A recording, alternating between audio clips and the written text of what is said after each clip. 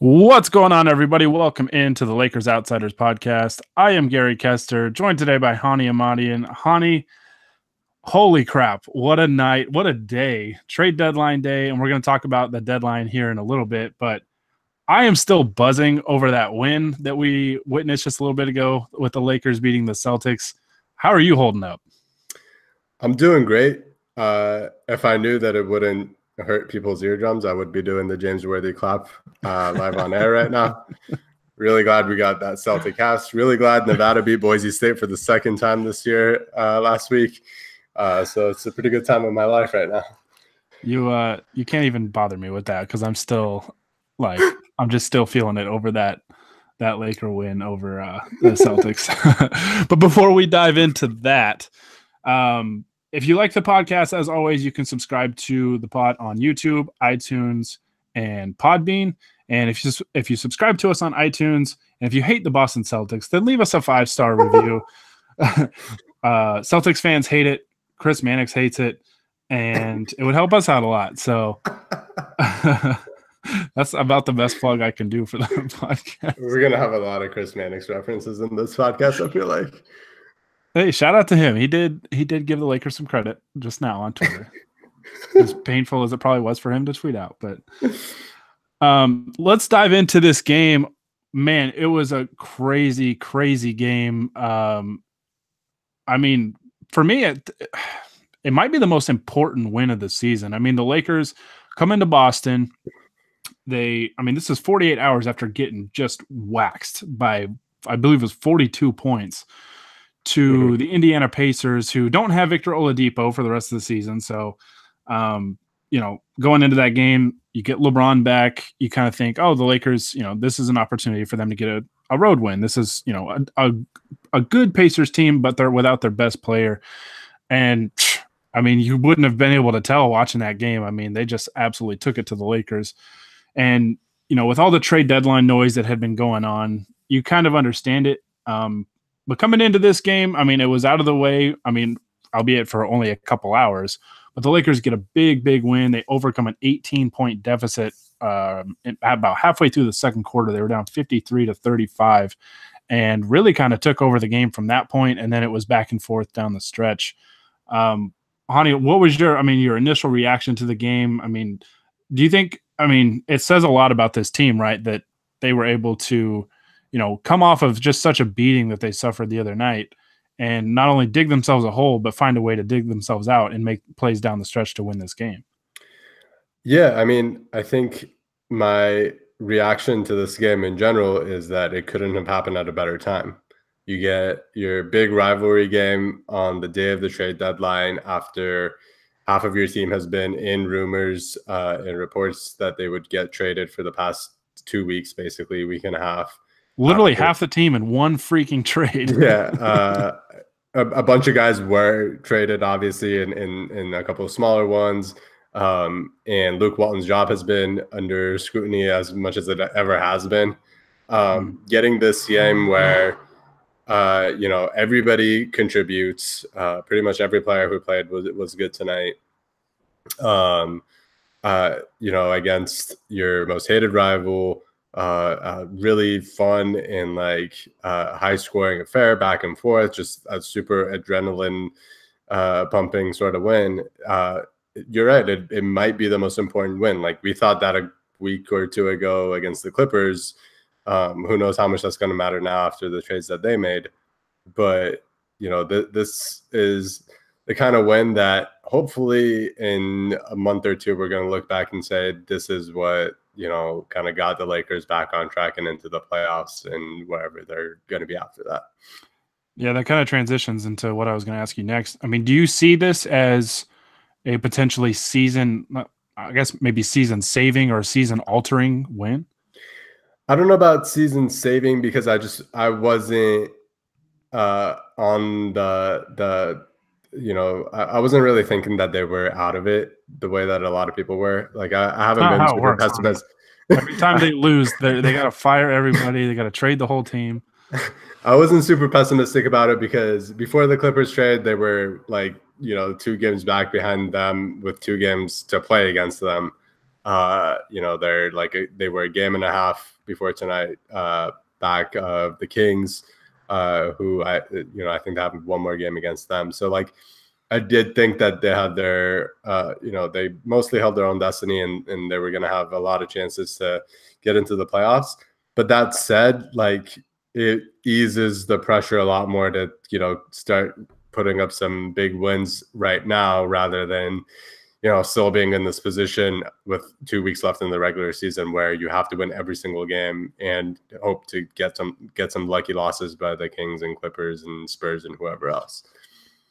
Yeah, when I keep thinking of the Kings like being just ahead of us, I'm going to be so mad if we finish behind them by like a game because of that Bogdanovich game winner against the Lakers. But no, this one was huge. I mean, speaking of game winners, I thought it was fitting, ironic, whatever, that Rajon Rondo is the guy that, he spent, I think, basically a decade. I think it was 9.5 years with the Celtics to start his career, won a championship, against the Lakers, obviously in 2008. And, he comes in his first game as a Laker playing at Boston. And, as frustrating as he was, I think defensively most of the night, gave up a lot of buckets. Man, he was in the right place at the right time.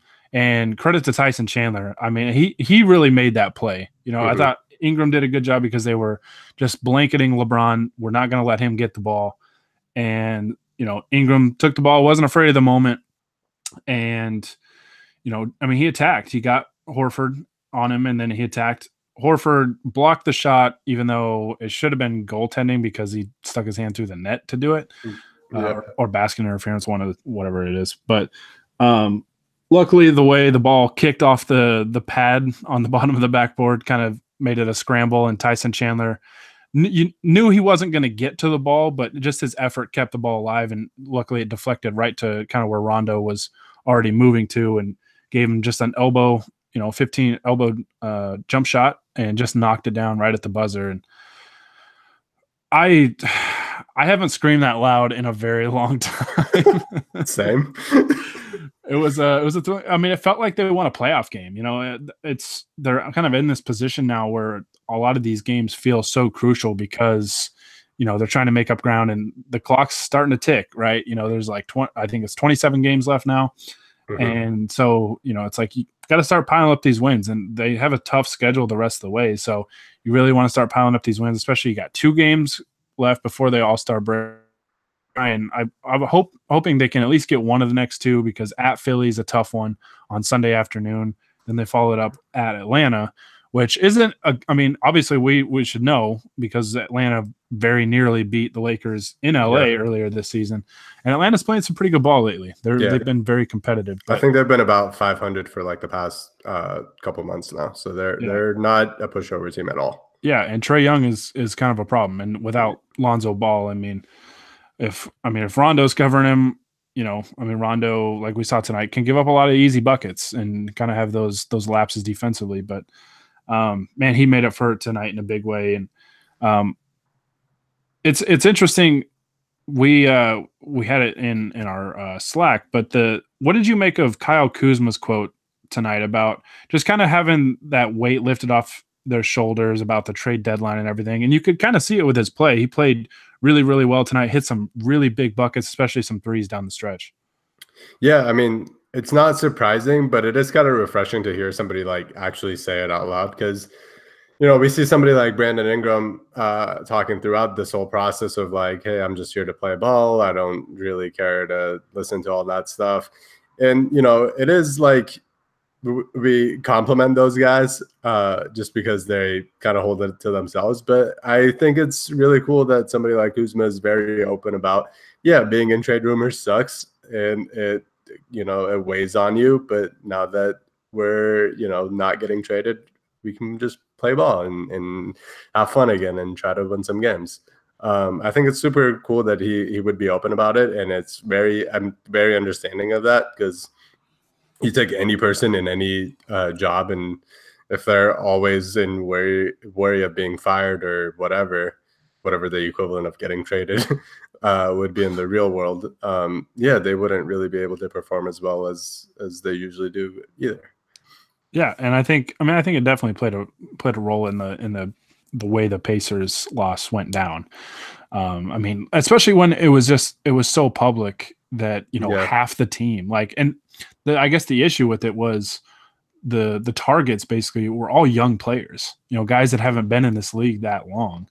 And, so I mean, it's pretty new territory for them. I mean, I think Ingram's dealt with it pretty much every year, because there was like the DeMarcus Cousins thing, his rookie year, and then the I don't think he was really mentioned with the Paul George trade. I think that was more about Russell, but the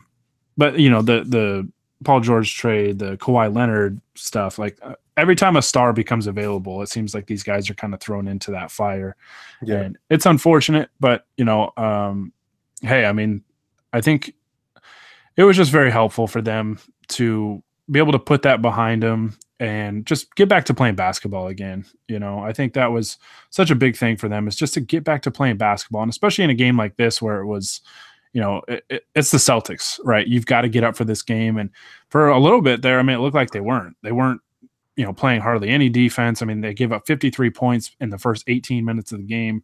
Mm-hmm. But from that point on, it just seemed like they really figured something out, because I remember tweeting out from that point on, when there was 6 minutes left in the second quarter up until the end of the third, so 18 minutes of play that way, the Lakers had scored 64 points in 18 minutes, and they outscored Boston 64-40 to that point. Celtics outscored the Lakers by 5 in the fourth quarter, which wasn't quite enough, luckily, thanks to Rondo's jumper at the end there. But it's great to have LeBron James back. He just opens up so much. And, I think you could tell he was a little rusty in that Clippers game, right? And then the Pacers game, I mean, everybody just looked awful.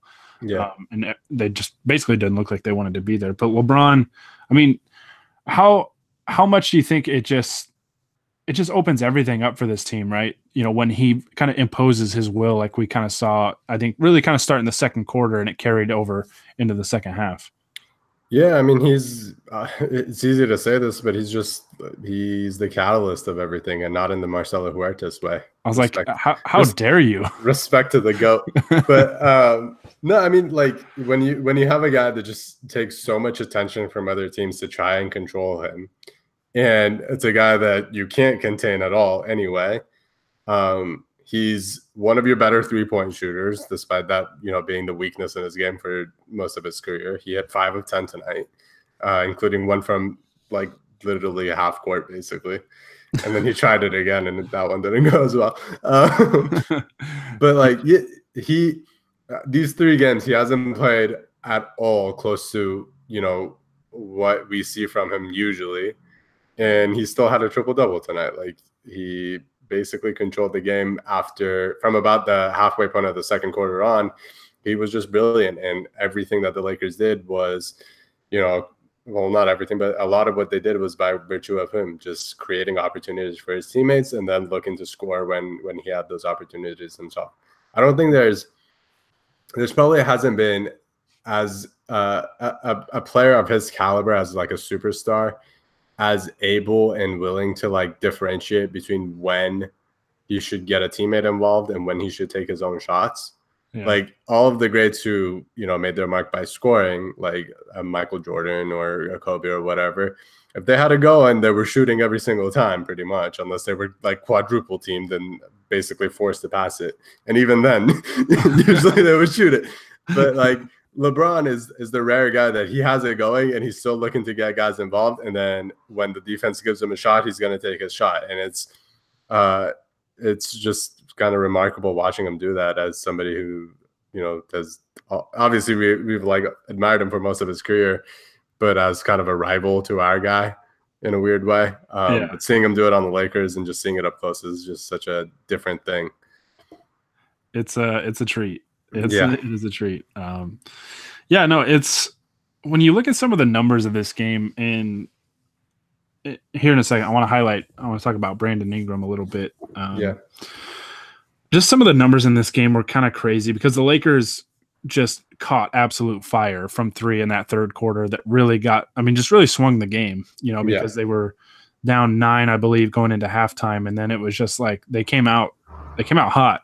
like right from the get-go, and they took a 6-point lead going into the fourth quarter. So they won that third quarter 42-27, and they set I think it was a franchise record tonight with 22 made three-pointers. They were 22 of 41 for 53.7%. They shot 51% from the field. But the thing with this, and I was swearing up and down that they were going to just be kicking themselves for losing a close game, shooting 7 of 18 from the free throw line. Yeah. I mean, that's 38.9%. And, the thing that stood out about that was the Celtics only shot 2 more free throws, but they were plus 13 at the free throw line because they made all 20 of theirs. Yeah. And it's crazy, to be able to leave 11 points at the line like that and to still find a way to win the game. And I guess my favorite part about this thing, other than the fact it was at Boston and it was at the buzzer by a player they used to love, just different guys stepped up and made plays, right? Especially down the stretch. Kuzma had some big threes, some big buckets. KCP came in and hit that three because the Lakers went down 6. They were down 124-118 with a minute 24 left. And out of the timeout, KCP hits a 3 from the corner where he's like falling backwards, like off balance. It was just kind of awkward looking, and I thought it was a terrible shot, but he made it. And then LeBron, next possession down 3. Looks like he's about to lose the ball out of bounds just on his own off the dribble. Somehow saves it to Brandon Ingram, and then LeBron steps back in, gets an open corner 3, and ties it. Yeah. In the blink of an eye, and then it was a new game after that, and it was just back and forth from the same exact spot. So I guess you could say that corner 3 was very clutch for the Lakers. Okay, you're done. I don't ever want to hear you do that again. But no, and just for them to go back and forth like that and to just continue making plays, play after play. I was going to say something, but I can't remember what it was because you just pissed me off so much with that clutch pun. Have that effect on people. But if I remember, I'll come back to it. But let's talk about Brandon Ingram a little bit. Obviously, he was going to be kind of in the spotlight because there's been a lot of talk about Anthony Davis and should the Pelicans wait and see if they can get Jason Tatum during the summer, or should they take this offer now? A lot of people are comparing Brandon Ingram to Jason Tatum. I caught a lot of heat from Celtics fans. They're a sensitive bunch, but I caught a lot of heat saying, because I didn't even say that Ingram was better than Tatum. I just said that the gap is a lot closer than kind of the narrative would suggest, right? Because Tatum got hot during the playoffs last year and kind of showed that, hey, this kid's really good. And he is. He's 20 years old. He's 6 months younger than Ingram, which isn't a huge gap. People act like Tatum is like 18 years old still. He's 20. He's still super young, but like Ingram doesn't turn 22 until September. Tatum's about to turn 21 in March. So,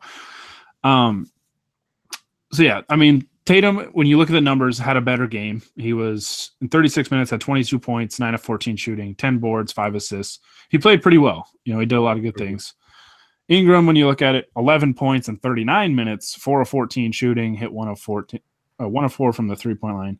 He was plus 18 tonight, and that's a big deal. Tatum was minus 2, which plus or minus isn't always a great indicator, but the reason I think that this was a big deal was that Ingram spent a large portion of the night on Kyrie Irving, right? The Lakers were switching a lot of things, but Ingram, and Kyrie Irving said this after the game, that Ingram's length, he pointed out Ingram's specifically, that his length really kind of caused him problems. And you could see it.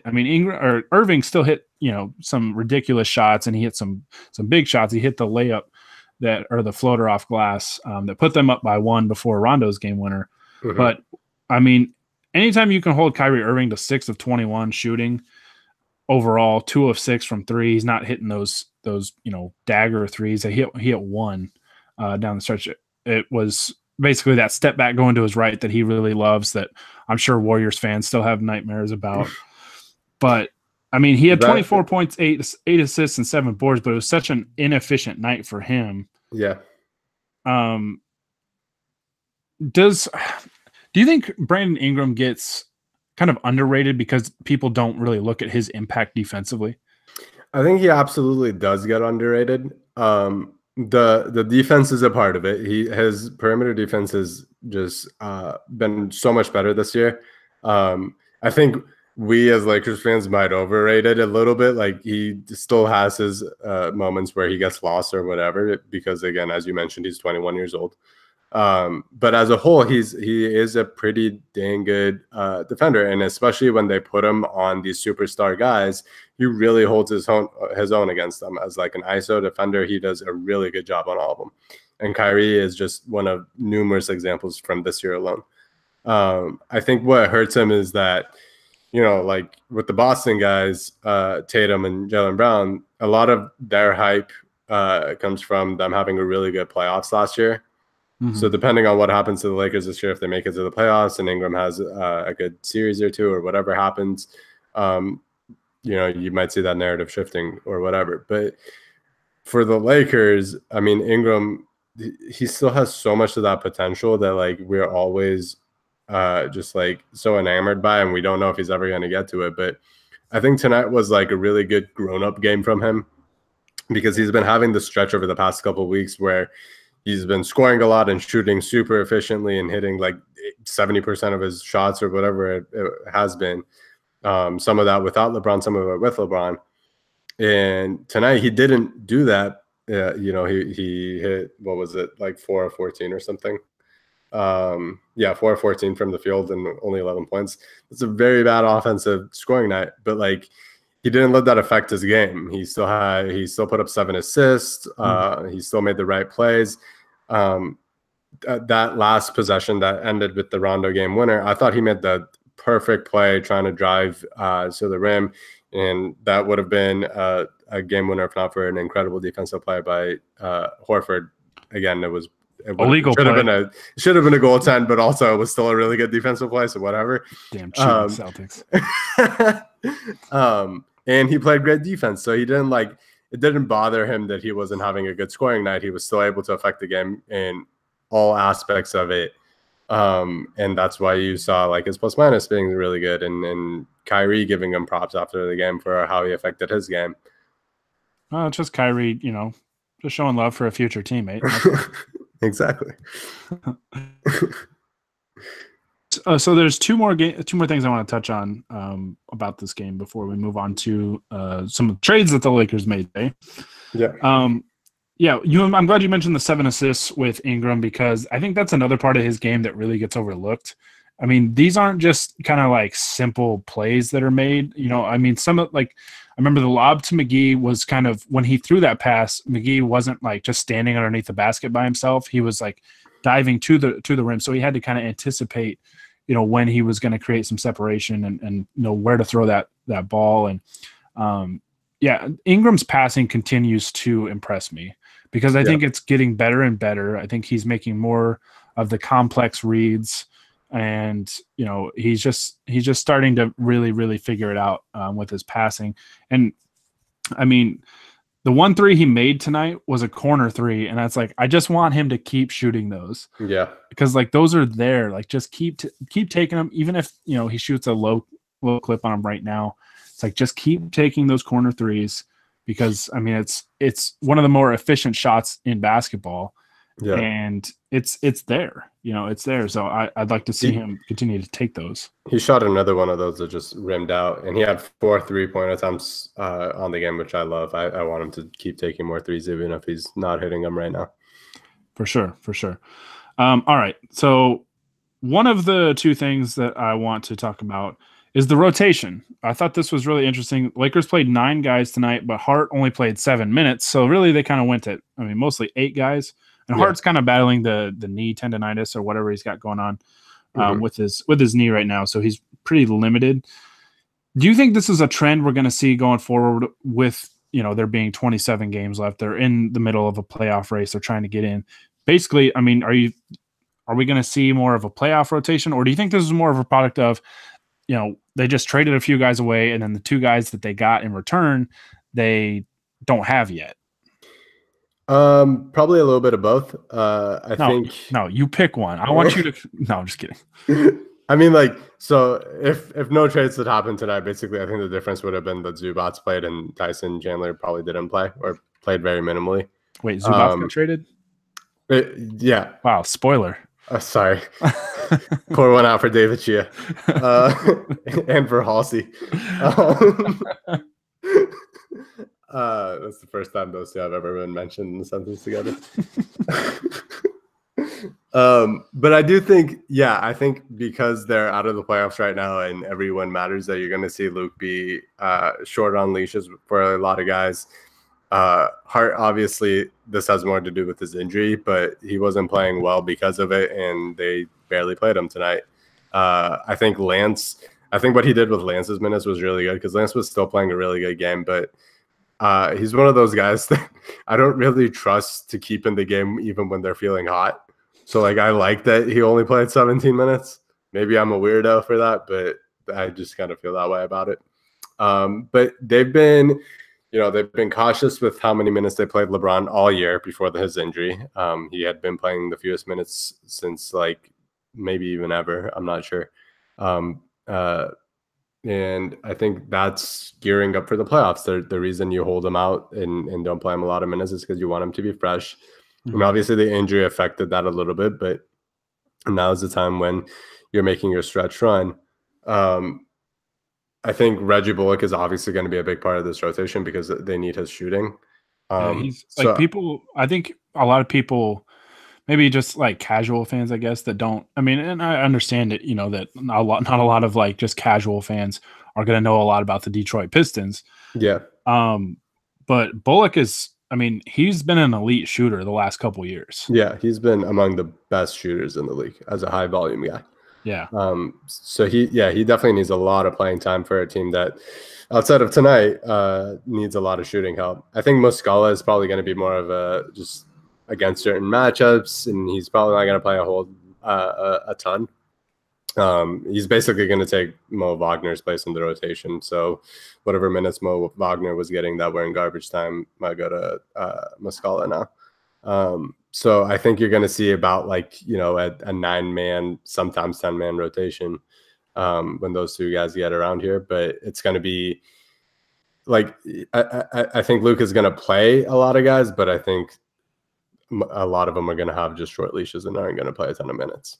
Right, because you still have to navigate like the back-to-backs and the 3 games and 4 nights or whatever. Yeah, that you're not going to see in the playoffs. I mean, assuming that the Lakers can get there, but yeah, I mean, you still kind of have to navigate those, and it's even if it's just you get LeBron 3 or 4 minutes here, 2 minutes there, just getting those guys just kind of little breathers, kind of keep them relatively fresh.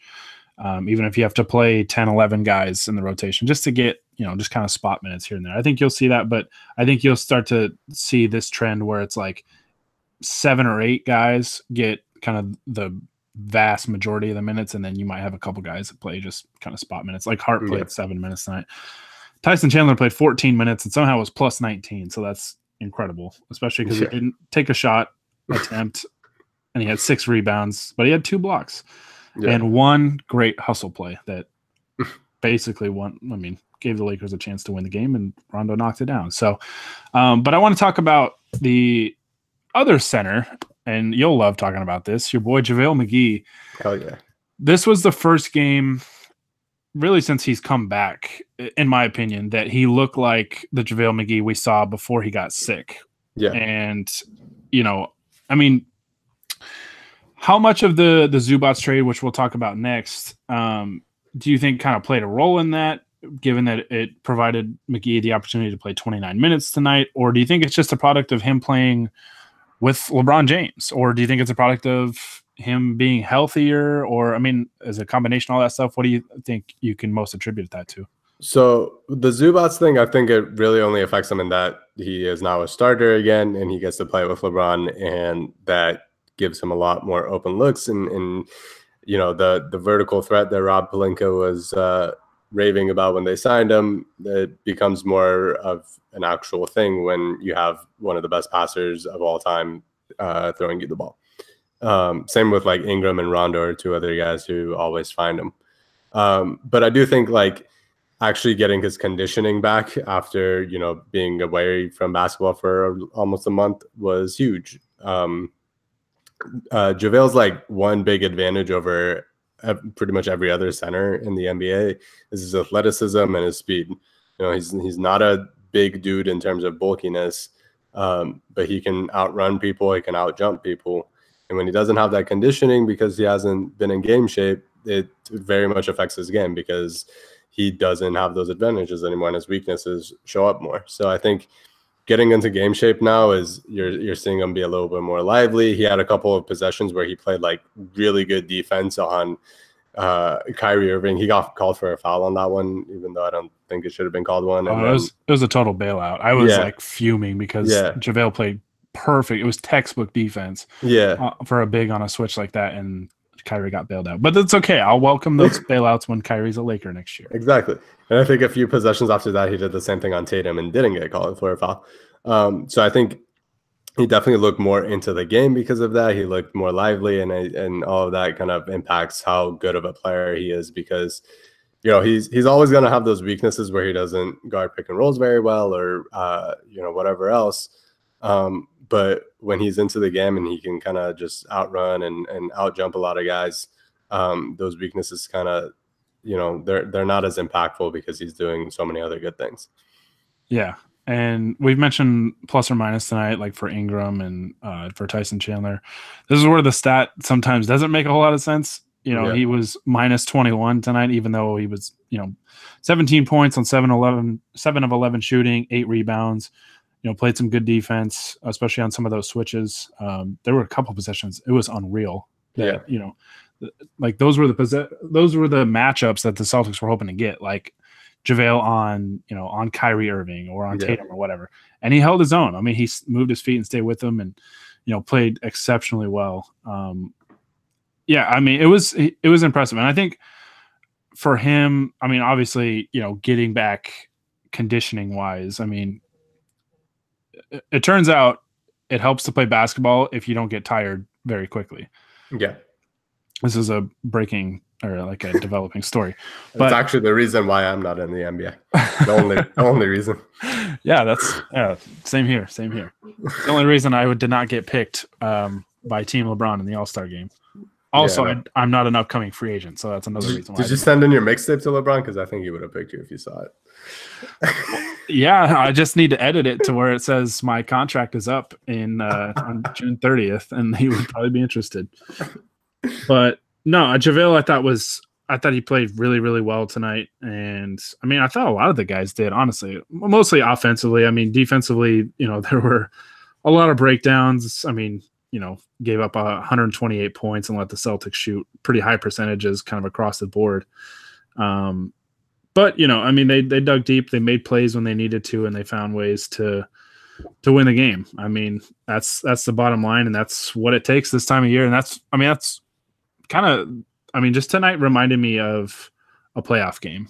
It really did. Just kind of that intensity, and it reminded me a lot of the Warriors Christmas Day game, where it was just high intensity, and it has a big audience, a lot of people watching it, and it's a primetime game on national TV, and it was big. To me, I think it was their most important win of the year, just because the timing of it, because this team down 18 in the second quarter, it just looked like a team that was just ready for the season to kind of just be over. Like they had just been through so much this year that they're just like almost tired of just everything that's happened this year. And then see them dig deep and just have the ball bounce their way. The basketball gods answered a prayer, and Rondo knocked down the 15-footer at the buzzer. Oh man, it was just so perfect. Great. Yeah. All right, let's talk about the 2 trades that the Lakers made. If you're listening to the show and you've made it this far, we will be doing a pod tomorrow night, barring anything crazy happening. And we'll be discussing primarily, almost exclusively Anthony Davis and that whole situation. So that'll be tomorrow night. We'll be recording that Friday. It'll be probably up on iTunes on Saturday. So with that out of the way, let's talk about the 2 trades that they actually made. And by we, I mean you, spoiled the Ivica Zubac trade. But Ivica Zubac was traded to the LA Clippers along with Michael Beasley for Mike Muscala, and it sounds like Beasley was going to get waived, so it'd be kind of curious to see where he ends up.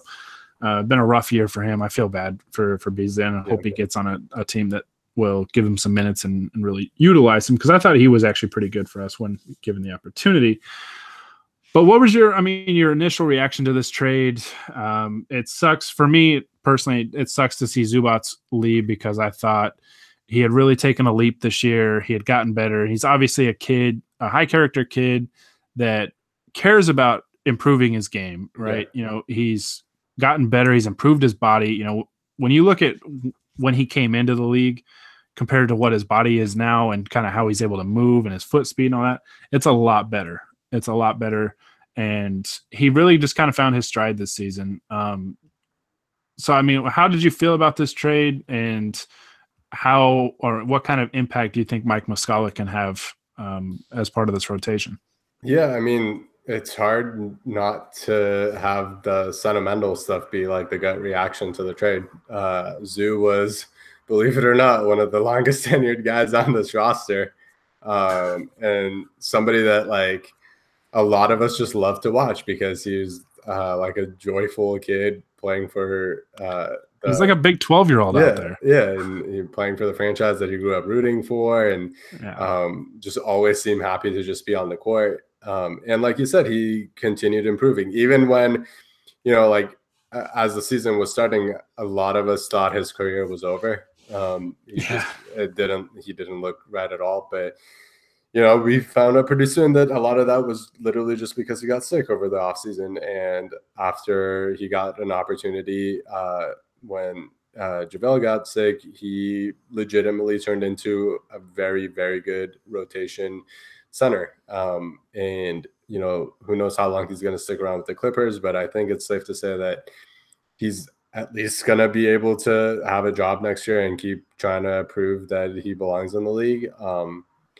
He's obviously like his play style is, quote unquote antiquated. But he has been showing that he's willing to keep improve, and he's a good pick and roll center. And he has, from the moment he stepped on a court in summer league, I was amazed by the fact that he always knew exactly where to place himself on every single pick and roll so that he could get the ball and finish. And he's kind of kept going with that. So obviously I'm going to miss the hell out of him. I'm going to miss posting a crap ton of memes that we made that are basically just puns of his name after every big play. But from a basketball standpoint, I do get it. Beasley wasn't getting a lot of minutes, and who knows how much that reported tirade between him and JaVale and Luke Walton from last week played a part into this. But they didn't really need him, and they definitely could have improved on that spot. And, with JaVale and Tyson getting so many minutes, Zubac was somewhat expendable. And they're getting a guy in Muscala who spreads the floor. He hasn't been a great three-point shooter this year, but over his career, he is a pretty solid one, and he's going to be somebody who can stretch the floor as either a power forward or a center for them.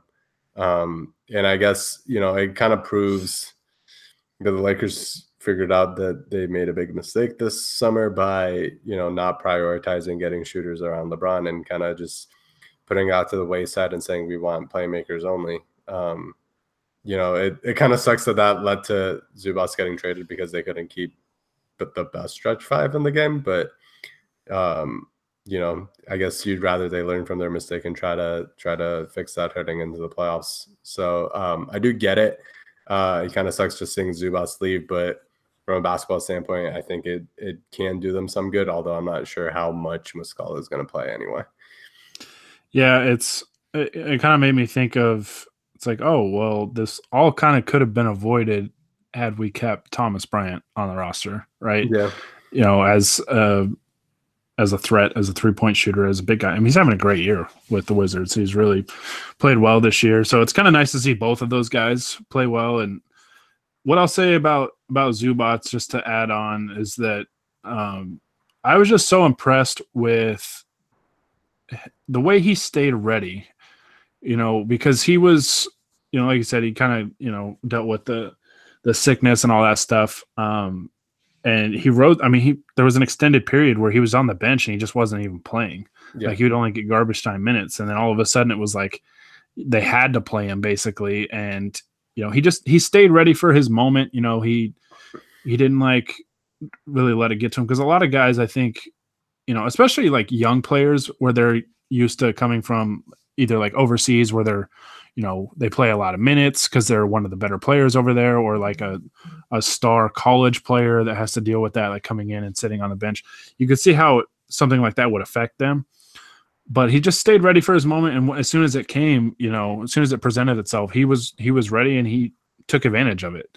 And it was so great to see him grow this year and really play well, and really, I mean, kind of sparked a pretty good stretch of helped spark a good stretch of basketball kind of right before that Christmas Day game. And he had a lot of good moments in that game as well. And it was great to see. And, I'm happy for him to get this opportunity, I think, because he'll be a restricted free agent this offseason. And, he should start for the Clippers, because the Clippers kind of shook up their roster a little bit.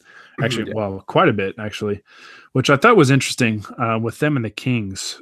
Both the two teams ahead of the Lakers, vying for that eighth and final playoff spot, both made pretty considerable moves to shake up their roster. So I'm wondering if that could benefit the Lakers, because the Lakers made some minor moves. While, those two teams obviously got to incorporate new players, and the Clippers don't have Tobias Harris anymore, which is a big, big loss. But they also got rid of Avery Bradley, which is like addition by subtraction. So, but no, I'm happy for Zubac that he's going to get probably an expanded role, an opportunity. He doesn't have to move because he stays in LA. He actually plays the Celtics. I can't remember if it's tomorrow or Saturday, but that's the Clippers' next game is the Celtics, I think, in Boston. So he'll probably just hang out there, but happy for him to have that opportunity. I'm very sad to see him go. Muscala, what concerns me a little bit is when you look at kind of his yearly numbers as a 3-point shooter, he takes a high volume of threes, but the percentages have just been kind of up and down. 2014 with the Hawks, he shot 41% from three on 3.8, or excuse me. Oh no, that was 3.8 total field goals. So low volume, but it's gotten higher and higher each year since then. But the year after 2015, 30.8% from the 3-point line. The 2016 was 41.8%, and then it dropped to 37.1%, and then 34.2%. And so, I mean, it's, I don't know. The percentage is has been declining as the volume has gone up. But I just think having him, and I think he's only going to play spot minutes, so I don't think this is like a splash move or anything. But just having him out there occasionally as a threat to, knock down threes is a big deal, because the Lakers can utilize the spacing more, because they're usually out there with, pretty much the whole year they've been out there with Zubac or Chandler or McGee, not guys that can't really space the floor. Zubac was a decent mid-range shooter, but they didn't really utilize that much this year. So just having Muscala as a threat, I guess, whenever he does get out there, could be very, very beneficial. Yeah. And one thing that could be very beneficial is he's a career 84% free throw shooter. After tonight, I just want good free throw shooters. So we'll see if the Lakers are just cursed, because I fully expect like him and Reggie Bullock to come in and all of a sudden forget how to shoot, especially from the free throw line. And that's how I'll know the Lakers are just cursed. But yeah, to me, this is a minor move. I get it why they'd want to trade Zubac, because he's going to be a restricted free agent. It saves them, I think it was $1.5 million is what it saves them in cap space, because they won't have a qualifying offer or anything to deal with. So it makes sense. I just wish, like you said, that they would have addressed the shooting issue back in July and not, 2 hours before the trade deadline. So, but hey, better late than never. That's basically my life motto. So let's talk about the other player. We saved the best for last just because he's a Tar Heel. Reggie Bullock. The Lakers had to sacrifice the young legend Svi Mikhailuk and a second-round pick to send to the Detroit Pistons to get Reggie Bullock. I really like this trade. I think with all these young players, we get like this attachment to them. So it's always hard to see them go, because I liked Svi a lot. I thought he had potential to be more than just a shooter. You know, I thought his athleticism kind of surprised me at times. And just some of the other things that he could do, flash some other skills like passing and some defense and stuff like that. So I'm sad to see him go. But I mean, this trade was a big win for the Lakers, right? To get Reggie Bullock in here. Yeah, I think I had a lot of questions about this Lakers front office's ability to improve the team around the margins after the offseason that they had. Yes, they hit on their big star and got LeBron, but after that, the way they built the team was questionable to say the least. But Reggie Bullock is kind of like an example to the contrary. He is a very, very good shooter. And that's exactly what the Lakers need right now. And I think they made the right sort of trade. I don't remember who said this last night, but when you draft Svi, you're basically hoping that he turns into a guy like Reggie Bullock.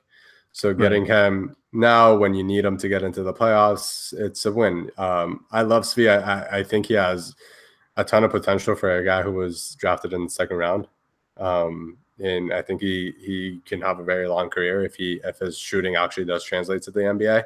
But for right now, the Lakers needed somebody who could produce right now, and Reggie Bullock is going to be that sort of guy. Right. And yeah, I mean, he's 6'7", so he's got good size on the wing, and is kind of like that 3-and-D guy, that they could use. There was a lot of talk about Trevor Ariza throughout the year, and it sounds like the Wizards aren't going to buy him out, which makes no sense because they're not doing anything. But with Bullock, I mean, I think you get a little bit of the same kind of skill set without, I mean, maybe not the veteran, like the real veteran presence. I mean, Bullock's been in the league for since 2013, and he is about to be, looks like in March, he'll be turning 28. So he's been in the league. I mean, he's a veteran. He's not, a Trevor Ariza that has championship experience, but he's going to offer some of those same things, a guy that is a good shooter. And especially, I mean, his numbers, it's not only just the shooting, it's like the different platforms, right? The catch and shoot ability, coming off the screens, spotting up, like whatever it is, all those numbers, he projects very, very well. And he's done very well this season, the past 2 seasons, really. So, and that's important. He's going to be a really good fit with LeBron. Looking at his numbers the last 2 years with the Pistons, I mean, they're very impressive. I mean, last year he shot 44.5% from the 3-point line on 4.5 attempts per game. This year he shoots 6.7 threes per game on average and shoots almost 39% at 38.8. So that's huge if you have a guy like that. And he's also shooting 87.5 from the free throw line this year. So that's the most important part. I think every player the Lakers add from now on, I'm just going to be like, what does he shoot from the free throw line? I mean, we traded away our best one in Zubac, so might as well get some good ones back. God. Yeah, we paid the price for it today. Jeez. Needed Zoo out there. I was surprised the Celtics didn't go to like a hack a Laker the way they were shooting him. Yeah. It's like they could have just picked anybody and it would have worked. It would have been a decent idea. They almost sort of did. They were way more aggressive at like fouling dudes who were going up for layups than most teams are. Yeah. But yeah, I mean, just those shooting splits are beyond impressive, and he's going to be a very welcome addition. I can't wait to actually get him out there. I think, because I mean, how many games have the Lakers had this year where they had created so many open threes and they just missed? Yeah, like I can remember like a few games that, like with guys like Hart and Lonzo and Kuzma, they created open threes. The guys, they just didn't hit the shots. And with this team, really kind of their Achilles heel is the 3-point shot. So if they can get a guy like Reggie Bullock that, they generate, I don't know if he'll get this amount of volume because he was a starter with Detroit, but, he averages 6.7 3-point shots per game. Even if it drops to like 5 with the Lakers, like 4 or 5, and he shoots, close to 40% like he has been the last 3 years. or excuse me, last 5 years. So that's a big thing. That's a really, really big thing, because that was the glaring weakness with this team, right? Like, they've got playmakers, they've been pretty good defensively most of the year. They've taken quite a hit with Lonzo being out, and hopefully Lonzo's progressing, because we were talking about this before we went on, but after the All-Star break would make it 4 weeks, right? And they gave it a 4 to 6 week timeline to come back. So hopefully he's progressing. I mean, he's posting great videos on Instagram as soon as the deadline hits. That was probably the most personality I've ever seen out of Lonzo, and it was amazing. I'm all for it. It's another sign of the function in LA, but generally speaking, it's very good. Lonzo posting those videos, Brandon Ingram taking selfies, and the kids are just kind of funny on Instagram. But yeah, no, the Muscala trade, I understand it. I don't think it's going to be a major impact move. I think there's going to be games where he definitely helps. Yeah. Just, I mean, with his presence and his shooting threat. Mm-hmm. But the Bullock trade is the one I'm excited for, because it was like you were saying earlier, like, he's the type of player that we were hoping Svi would become. And it's like, we just kind of accelerated that process. And he's on an expiring deal, so if it doesn't work out, the Lakers can always let him go.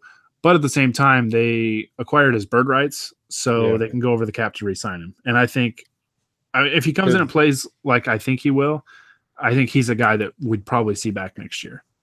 And like, not to get too much into the math, but his cap hold is like tiny. It's like $4.5 million, and I'm pretty sure the Lakers can create a max slot without getting rid of his cap hold if they feel inclined to do so. Yeah. Hopefully somebody wants to come aboard. So, all right. Well, I think that's going to do it. I mean, it's getting late, but I still feel like I need to go watch some more highlights of that game. I think the replay just started again on TNT. So if you want to skip like the first 18 minutes, I highly advise that. And then it gets pretty fun after that. So Rajon Rondo, great Lakers point guard or greatest Lakers point guard? We play the Celtics one more time. So let's see if he can do it again. Because if he does it again, then it's a no-brainer. Like, I mean, not even greatest Lakers point guard, just greatest Laker ever, right? You hit two game winners against the Celtics in the same season. Okay, if that happens, I feel like I need to do something very rash if that happens. If Rajon Rondo hits 2 game winners, and we didn't even mention the fact that he hit 3 threes against them tonight. Yeah, like some timely ones too. Like, it was such a fun game, honestly. It really was. That was I think that might be the game of the season for the NBA as a whole. Yeah, I mean, it was perfect. Like, it was a Lakers Celtics game, both teams, vying for position for playoff seeding. And you had the star power. You had Kyrie hit some timely buckets. Kyrie really came alive in the fourth quarter. Yeah, LeBron was LeBron. Yeah. So yeah, I mean, it was just a blast. I was just like kind of a nervous wreck seeing the Celtics score every time down. It seemed like in the fourth quarter. But man, I was really glad the Lakers had the ball last. Absolutely. And couldn't have scripted a better ending, man. Rondo comes in first time as a Laker into that building and hits the game winner on a jumper, no less. Yeah. Like, the Lakers used to give him that all the time. that spot where he hit the jumper for the game winner is where Kobe used to stand when Rondo was behind the 3-point line to guard him. Oh man, that's perfect. All right. Well, like I said earlier, we will be back tomorrow, barring anything drastic happening, to talk about the Anthony Davis saga and what to expect going forward. Obviously, the Lakers can't. Here's a tease. Obviously, the Lakers can't offer the same thing because they don't have Ivica Zubac anymore. So they're gonna have to tweak it somehow. But yeah, we'll talk about that whole saga because there's plenty of drama and plenty of things to talk about with that. But this was fun. I always love talking about wins, especially because everybody's in a good mood, and especially beating the Celtics at the buzzer. I mean, oh man, really, really, really good night. All right. Well, like I said at the start of the podcast, If you like the pod, you can always subscribe to us on YouTube, iTunes, and Podbean. You can find all of our content on LakersOutsiders.com. You can follow us on Twitter, like us on Facebook, and you'll be able to have access to all of our content. And if you subscribe to us on iTunes, please leave us a review. Those, like I say this every time, but those help us out tremendously, and that would be a big favor to us, and we'd really, really appreciate it. Plus, you get to choose what Dylan's punishment is going to be, since he will remain winless on the season, because I would rather nobody tweet than Dylan tweet. So apparently he would too. He's a coward. Well, I'm just saying, I'm glad you tweeted tonight, because if I was tweeting tonight, Rondo would have missed that jumper. So, because I've been pretty bad luck this year too. So you're all welcome. All right. Well, that's going to do it for today until tomorrow, which, if you're listening to this on iTunes, will be recorded Friday night, and we'll be talking about Anthony Davis. So stay tuned for that. Honi, I appreciate you joining me, and this was fun, man. This was fun. But yeah, super fun. Until tomorrow, where we'll talk about less happy thoughts, I guess. That's going to do it. So we will see you guys tomorrow, and we'll talk about Anthony Davis, and we'll have a good time. So take it easy, everybody. Shout out Von Wafer.